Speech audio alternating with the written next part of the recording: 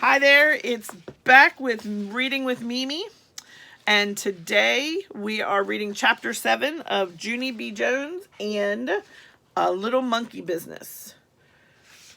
If you haven't already, have your parents take you to YouTube and then go to my page, and you will find chapters 1 through 6 there, and we're going to continue today with Chapter 7. So here we go, Chapter 7 of Junie B Jones and A Little Monkey Business, called Some School Words. I wore my brand new things back to room 9. They looked very beautiful on me, except for my new pink high tops were too big and my feet were sliding around in there. Before I sat down, I looked at Lucinda's red chair and then I tapped on her. "I'm sorry, Lucinda," I said, "but red is my favorite color, so I would like to have that chair of yours too, I think." Lucinda looked at me, very upset. "But red is my favorite color too, Junie B." I patted her. "I know, Lucille," I said nicely, "but you still must give it to me. It's the rules." And so she did. "Now I'm the winner for sure, aren't I?" she asked. I made my shoulders go up and down. "I don't know, Lucille," I said. "That Grace said she might have some cash in her purse." After that, Mrs. passed out construction paper, and we cut out our autumn leaves for our bulletin board. Autumn is the school's word for fall. We sprinkled our leaves with shiny glitter. I also sprinkled glitter in my hair, and I pasted some on my eyebrows. Then Mrs. confiscated my shiny glitter jar. Confiscated is the school word for yanked it right out of my hand. Just then, Mrs. Guzman knocked on our door, and she came into the room with our milk and cookies. "Hooray, hooray for Mrs. Guzman," I shouted her.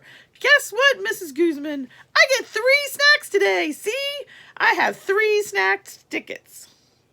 Mrs. walked over to my chair, and she stared down at me. "How did you get 2 extra tickets, Junie B?" she said. "Did you find them on the playground?" Then she took my 2 extra tickets away, and she held them high in the air. "Did anyone lose their snack tickets today?" she said to the class. "No," I hollered. "Those are my tickets. Lucille and Gracie gave them to me." Mrs. raised her eyebrows. "Lucille, did you give Junie B your snack ticket today?" she said. "Yes," said Lucinda. "That's because she made me." "No, I did not, you dumb Lucille," I said. "I didn't make you." Mrs. said, "Be quiet," to me. She folded her arms. "Grace, did you give your snack ticket to Junie B too?" Then that's when Grace started to cry because she thought she was in trouble. "Mrs., tapping her foot, "please come get your snack ticket, Grace," she said. And then that Grace walked to my table in just her stocks. And Mrs. made squinty eyes at her feet. "Where are your shoes, Grace?" she asked. See, they're getting snack from Mrs. Guzman. And then that big fat baby, Grace, started crying very harder, and she pointed at her shoes.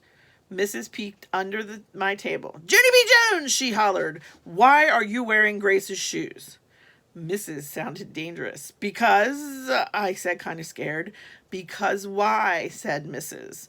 "Because it's the rules," I explained. Then Mrs. bent down very close to my ear and said, "What rules?"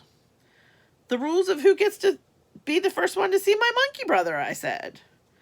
Mrs. rolled her eyes way back in her head. "Put your own shoes back on, and come with me, young lady," she said. Then me and her walked into the hall together, and she made me tell her what happened on the playground. After that, I had to give Lucinda back the locket and the sweater with the Scotty dog on it, and I had to give Grace back the real genuine fake ring from the cereal. Then Mrs. wrote a note, and she said for me to take it to the office. The office is where the boss of the school lives. His name is Principal. "Yes, but I don't think I would like to go down there today," I said, "or else my mother might get mad at me." Mrs. tapped her foot. Then she took me by hand. "Let's go, young lady, march," she said. And so then me and her marched to the office. Marched is the school word for pulling me way too fast. I don't know. Sounds like Junie B Jones might be in trouble. So that's the end of chapter 7 of Junie B Jones and a Little Monkey Business. We'll be back next time with chapter 8. Hope you're having a wonderful day. Take care, and we'll talk to you soon.